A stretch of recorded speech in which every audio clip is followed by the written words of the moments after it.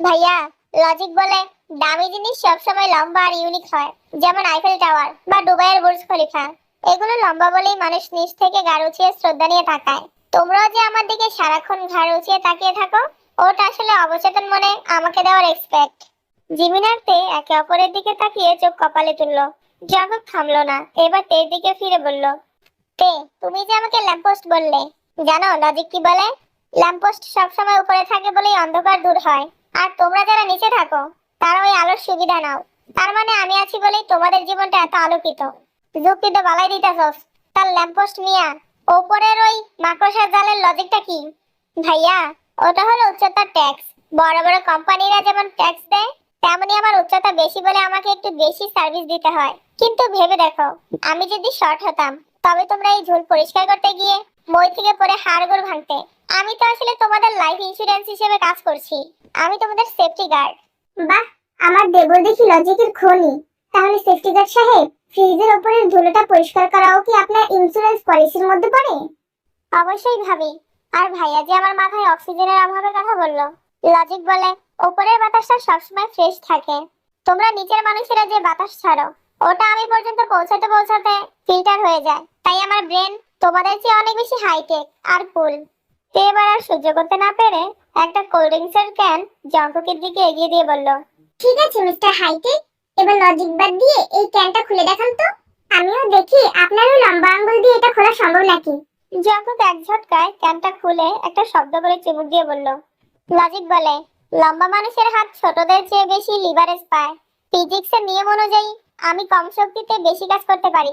তোমাদের মতো ছোটদের তো ক্যান খুলতে গিয়ে দম বেরিয়ে যায়। তোর লজিক হয়তো আকাশ ছোঁয়া জঙ্কুক, কিন্তু মনে রাখিস, গাছ যত লম্বা হোক, শিকড় কিন্তু মাটির নিচেই থাকে। আর সেই শিকড় হলো তোর এই শর্ট ভাবি আর আমার শালিকা। তারা পানি না দিলে কিন্তু তোর লজিকের পাতা শুকাইয়া বাতাসের লেগে উড়ে যাবে গা। শিকড় নিচেই থাকুক ভাইয়া, আমি না হয় ডালপালা মেলে তোমাদের উপর ছায়া দিয়ে যাব। ফুলের ঘরে সেই স্বপ্নের রেশ কাটতে না কাটতেই এবার বাস্তবেও তেমন একটা পরিস্থিতি তৈরি হলো। বাড়ির সবাই এক আত্মীয়র বাড়িতে গেছে, শুধু জঙ্কুকারতে রয়ে গেছে। মাঝরাতে হঠাৎ বিদ্যুৎ চলে গেল। চারিদিকে ঘুটঘুটে অন্ধকার, আর বাইরে বাতাসের শস্য শব্দ। তে অন্ধকারে প্রচন্ড ভয় পায়। সে ড্রয়িং রুমে মোমবাতি হাতে কাঁপছিল। জঙ্কুক রান্নাঘর থেকে একটা টর্চ নিয়ে বেরিয়ে এলো। ল্যাম্পপোস্টের মতো লম্বা ছায়াটা তের সামনে পড়তেই সে চিৎকার করে জঙ্কুককে জড়িয়ে ধরলো। জঙ্কুক মুচকি হেসে তের কানের কাছে এসে বলল, লজিক বলে অন্ধকারে ছোট মানুষদের ভয় পাওয়াটা স্বাভাবিক, কারণ তারা ভূতদের হাঁটু পর্যন্ত পৌঁছাতে পারে না। কিন্তু আমার মতো লম্বা মানুষের উপর ভরসা করলে ভূত তোমার চুলের ডগাও ছুঁতে পারবে না। চুপ করুন তো, লজিক দিতে হবে না। বাইরে যে শব্দ হচ্ছে, আমার মনে হচ্ছে ছাদটা এখনই ভেঙে পড়বে। ঠিক তখনই এক বিকট শব্দে বাজ পড়লো। তে ভয়ে জঙ্কুকের বুকের ভেতর মুখ লুকালো। জঙ্কুক এবার আর মজা করলো না। সে তার শক্ত দুই বাহু দিয়ে তাকে আগলে ধরলো। এর ছোটখাটো শরীরটা জঙ্কুকের চওড়া বুকে একদম মিশে গেছে। জঙ্কুকের চিবুক ধরে মুখটা একটু উঁচিয়ে ধরলো। টর্চের মৃদু আলোয় তের ভেজা চোখ আর লাল হয়ে যাওয়া ঠোঁট দেখে জঙ্কুকের লজিক সব এলোমেলো হয়ে গেল। সে খুব নিচু স্বরে বলল, তে, এই অন্ধকারে কি আমাদের দূরত্বটা খুব বেশি প্রয়োজনীয়? লজিক বলে দুটো মানুষ যখন একে অপরের হৃদস্পন্দন শুনতে পায়, তখন পৃথিবীর সব উচ্চতাই সমান হয়ে যায়। আপনি কি সব সময় এত কথা বলেন? জাগরুকের একদম কাছে মুখ নিয়ে এলো। ওদের নিঃশ্বাসের তপ্ত বাতাস একে অপরকে স্পর্শ করছে। না, আমি শুধু প্রমাণ করতে চাই যে আমার এই লম্বা হাতগুলো তোমাকে আগলে রাখার জন্যই তৈরি। তোমার রাগগুলো কি আজ আমার লম্বা ভালোবাসার কাছে হার মানবে? তে এবার আর নিজেকে সামলাতে পারলো না। সে জঙ্কুকের গলায় হাত জড়িয়ে তাকে আরো কাছে টেনে নিল। জঙ্কুকের কপালে একটা দীর্ঘ চুমু খেয়ে তাকে পাজা কোলে করে তুলে নিল। সোফায় বসে থেকে নিজের কোলের উপর বসিয়ে সে চাদর দিয়ে দুজনকে জড়িয়ে নিল। বাইরে ঝড়ের তাণ্ডব চলছে, আর ভেতরে আগুনের মতো তপ্ত দুইটি হৃদয়। জঙ্কুকের গলায় মুখ ডুবিয়ে বলল, স্বপ্নটা মনে আছে তে, যেখানে তুমি আমাকে জড়িয়ে ধরেছিলে? লজিক বলে বাস্তবটা স্বপ্নের চেয়ে অনেক বেশি গভীর হবে। দূরত্বটা তো আমি কমিয়ে দিয়েছি তে। এখন লজিক বলে আমাদের মাঝে বাতাসেরও কোনো জায়গা থাকা উচিত নয়। এই বলে জঙ্কুক তের ঠোঁটে নিজের ঠোঁট ডুবিয়ে দিল। গভীর এক চুম্বনে তে যেন জঙ্কুকের ভেতরে বিলীন হয়ে যাচ্ছিল। জঙ্কুকের শক্ত হাতগুলো তের পিঠের উপর দিয়ে বিচরণ করছিল, আর তে জঙ্কুকের লম্বা পিঠটা নিজের ছোট ছোট আঙ্গুল দিয়ে আঁকড়ে ধরছিল। সেই উত্তাল রোমান্সে জঙ্কুক ভুলে গিয়েছিল যে সে আসলে বিছানায় শুয়ে স্বপ্ন দেখছে। কলিং বেলের শব্দে জঙ্কুক আদো ঘুম আদো জাগরণে। সে চোখ না খুলেই ভাবলো তে ওর সামনে দাঁড়িয়ে আছে, তাই হাসি মুখে নিজের লম্বা হাত দুটো সামনের দিকে বাড়িয়ে দিল তেকে জড়িয়ে ধরার জন্য। জঙ্কুককে ওভাবে হাত বাড়িয়ে থাকতে দেখে জিমিন অবাক হয়ে সামনে গেল। সুগা পাশেই ছিল। সে জঙ্কুকের ঘুমের ঘোরের কাণ্ড দেখে মুহূর্তেই বুঝে ফেললো ডাল মে কুছ কালা হ্যায়। সুগা দ্রুত জিমিনকে এক হাত দিয়ে সরিয়ে নিজে গিয়ে জঙ্কুকের ঠিক সামনে দাঁড়ালো। জঙ্কুক চোখ বন্ধ করে সুগাকেই তে ভেবে শক্ত করে জড়িয়ে ধরে পিঠে হাত বুলাতে বুলাতে বলল, তে তুমি এতক্ষণ কোথায় ছিলে? তোমার এই ছোট্ট শরীরটা ছাড়া আমার ঘুম আসছিল না। এত জেদ করবে না। এখন লজিক বলে আমাদের আর একটু সময় এখানতে কাটানো উচিত। সুগা একদম পাথরের মতো দাঁড়িয়ে আছে। দরজার আড়ালে দাঁড়িয়ে থাকাতে আর জিমিন হাসতে হাসতে মেঝেতে গড়াগড়ি খাচ্ছে। জঙ্কুক, আমি যদি তোর লজিক অনুযায়ী এই জড়ায় দরাডারে ভাইরাল করে দেই, তাইলে তোর ইজ্জতের লজিক কই গিয়া খারাইব বুঝতে পারতাছস? সুগার কণ্ঠ শুনে জঙ্কুক যেন আকাশ থেকে পড়ল। সে চোখ খুলে দেখে তেকে নয়, বরং তার বড় ভাই সুগাকে পরমাবেশে জড়িয়ে ধরে আছে। জঙ্কুক ছিটকে সরে গিয়ে বলল, ভাইয়া তুমি এখানে? তে কোথায়? মানে আমি আমি তো আসলে আমি আসলে লজিক খুঁজছিলাম। ভাই, তোর লজিক তো দেখতেছি অনেক দূর গড়ায় গেছে। তুই তো আমারে জড়াই ধরে রোমান শুরু করে দিছিলি। ভাগ্যিস জিমিনে সরাই দিছিলাম, নাইলে তো আমার সংসার আজই শেষ হয়ে যেত। ওরে আমার দেবর মশাই রে, স্বপ্নের ঘরেও তুমি তের হাইট মিস করছো? তোমার ভাইয়াকে জড়িয়ে ধরে তের খোঁজ করাটা ছিল আজকে সেরা লজিক। মিস্টার টাওয়ারের রোমান্স দেখুন, বাস্তবে আমাকে পান না বলে এখন নিজের ভাইকেই টার্গেট করেছেন। আপনার লজিকটা দেখি দিনে দিনে ভয়ঙ্কর হয়ে উঠছে।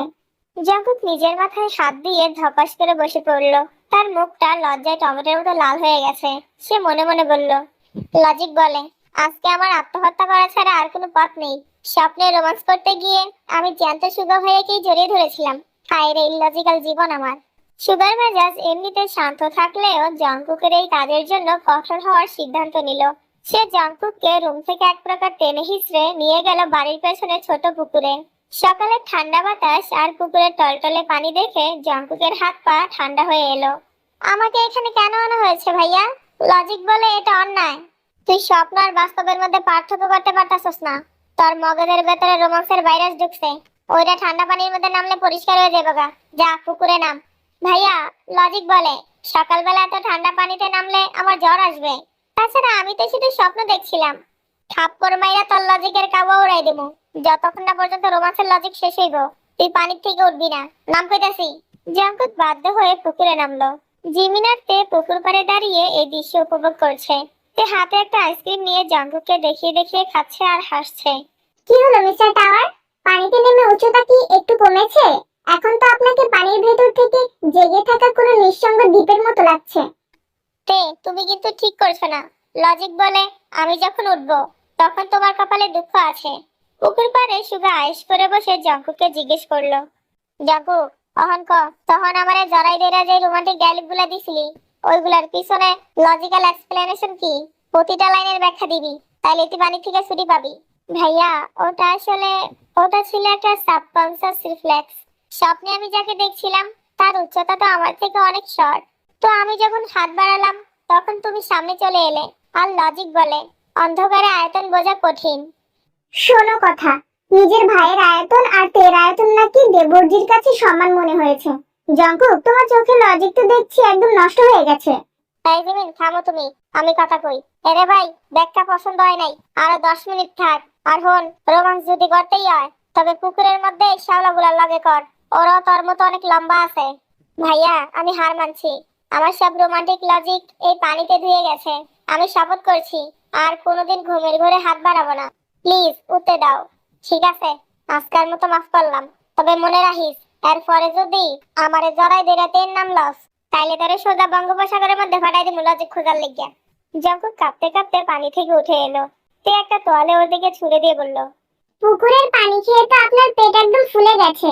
লজিক বলে আপনার রোমান্স এখন পেটের ভিতরে। লজিক বলে এই বাড়িতে প্রেমিকাকে নিয়ে কিছু চিন্তা করার মানে নিজের জান বাজি রাখা। তের ভাবনা থেকে দূরে থাকাটাই এখন সব থেকে বড় লজিক। এতক্ষণ পানিতে থাকায় জঙ্কুক থরথর করে কাঁপছে। এইটা দেখে জঙ্কুক তে আবারও খোঁচা দিয়ে বলল, কি হলো মিস্টার টাওয়ার, পানিতে ভিজে তো আপনার লজিকগুলো সব ছোট হয়ে গেছে। এখন তো আপনাকে দেখতে একদম রাস্তার পাশে দাঁড়িয়ে থাকা বেজা কাকের মতো লাগছে। তে লজিক বলে ভিজে কাকও কিন্তু সুযোগ পেলে ঝাড়া দেয়। আর আমি যদি এখন গা ঝাড়া দিই তবে তোমার ওই শর্ট বডিটা কিন্তু বন্যায় ভেসে যাবে।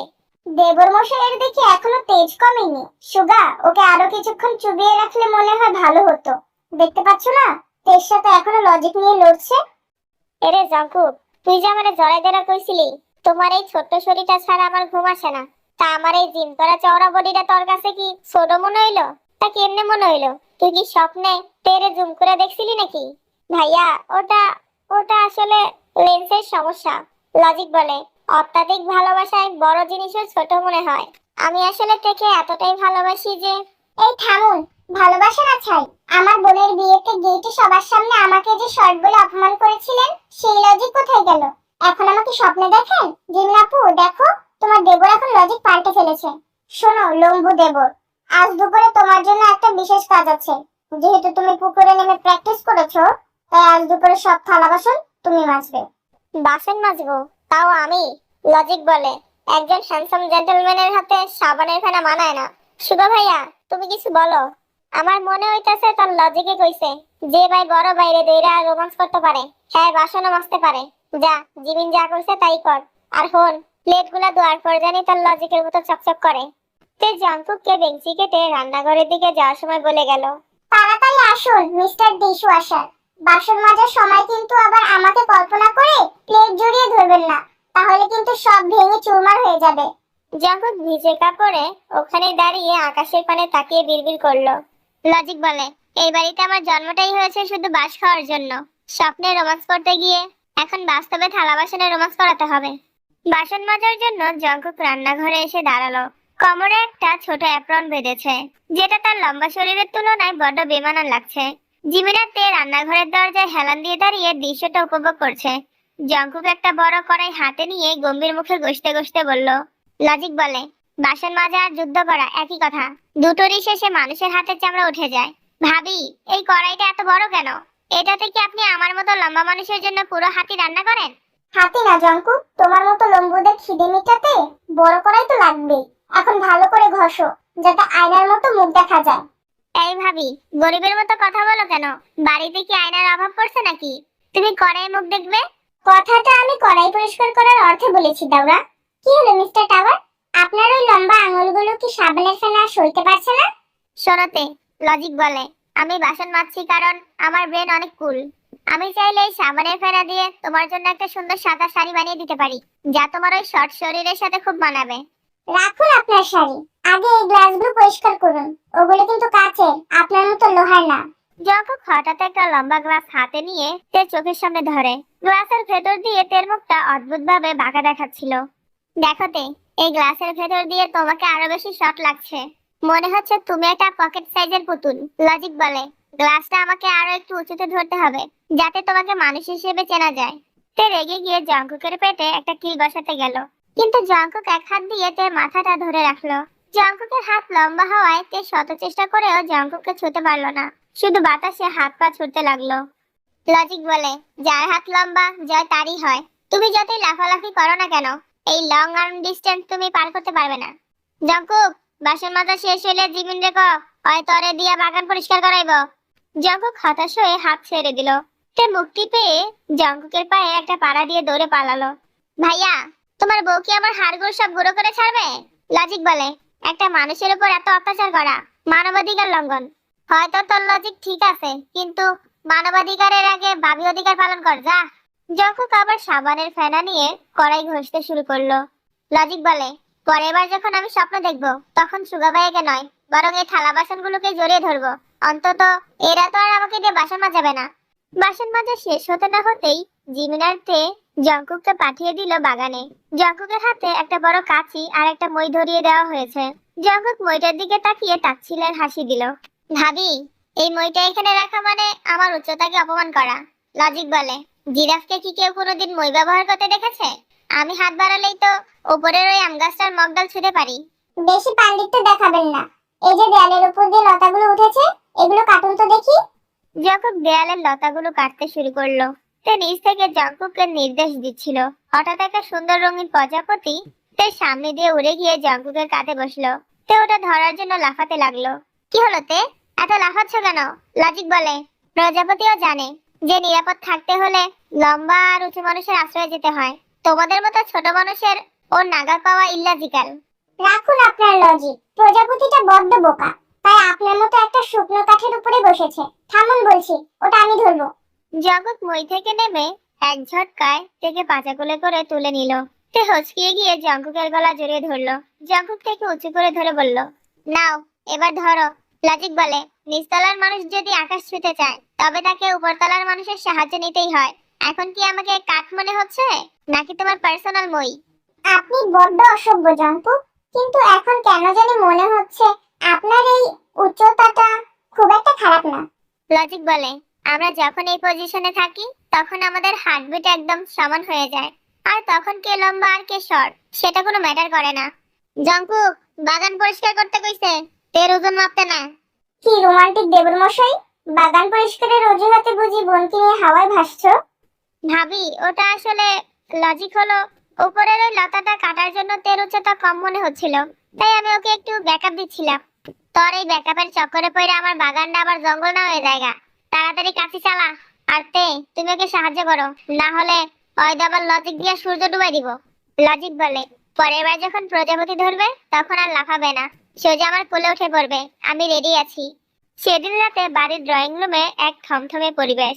সুগা গম্ভীর মুখে সোফায় বসে আছে আর জিমিন পাশে বসে রুমাল দিয়ে চোখ মুছছে। পুরোটাই অভিনয়। জঙ্কুক কাটতে ঘরে ঢুকতেই সুগা একটা দীর্ঘশ্বাস ফেলে বলল, জঙ্কুক, আমি তোর লেগে দেশের সব থেকে বড় বিজনেসম্যানের মাইয়ারে পছন্দ করছি। মাইয়া যেমন লম্বা তেমন সুন্দরী, তোর লগে একদম বালা মানাইব। মানে হুট করে অন্য মেয়ে কেন? আমি তো আতে, তোমার বাবা ফোন করেছিল, তোমার লেগে নাকি লন্ডনের এক ডাক্তারের লগে সম্বন্ধ হয়েছে। জিমনার আমি কথা কয়ে সবকিছু ফাইনাল করে লাইছি। আগামী সপ্তাহে তোমার বিয়া। আপু, তুমি এটা মেনে নিলে? আমি ওই ডাক্তারকে বিয়ে করব না, আমি কাউকে পছন্দ করি। তাই আমার কিছু করার নেই, বাবা সব ঠিক করেছে। জঙ্কুক আর তে একে অপরের দিকে তাকালো। দুজনের চোখে তখন পাহাড় সমান কষ্ট। জঙ্কুক আর থাকতে না পেরে তের হাতটা সবার সামনে শক্ত করে ধরে বলল, থামো তোমরা। লজিক বলে, যেখানে হৃদয় আটকে গেছে সেখানে অন্য কাউকে বসানো মানে নিজের আত্মার সাথে বেমানি করা। ভাইয়া, তুমি যে লম্বা মেয়ের কথা বললে সে আমার হৃদয়ের উচ্চতা কোনোদিনও ছুঁতে পারবে না। আমি শুধু এই শর্ট মেয়েটাকে ভালোবাসি। ও যদি ডাক্তার কেন, স্বয়ং রাজাকেও বিয়ে করে, তবে আমি লজিক্যালি ওই রাজপ্রাসাদ জ্বালিয়ে দেবো। জঙ্কুক, আমি কোথাও যাব না। আপনার বকবকানি ছাড়া আমার এক মুহূর্তও চলবে না। আপু, তোমরা চাইলে আমাকে ত্যায্য করো, কিন্তু আমি এই লম্বু জিরাফটাকেই বিয়ে করব। ভাইয়া, লজিক বলে, ভালোবাসার চেয়ে বড় কোনো শক্তি নেই। তুমি কি আমাদের শক্তি আলাদা করতে চাও? সুগা এতক্ষণ গম্ভীর ছিল, এবার সে হঠাৎ শব্দ করে হেসে উঠল।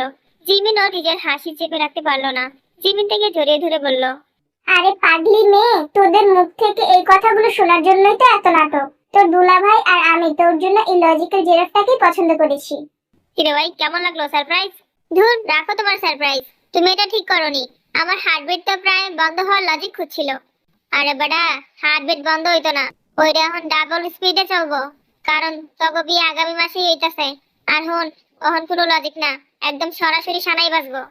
গল্পের শুরুতে শর্ট বলে ভুল করেছিলাম বলে এখন ভুল থেকে বিয়ে হচ্ছে। আর লজিক বলে, এটাই বাস্তব।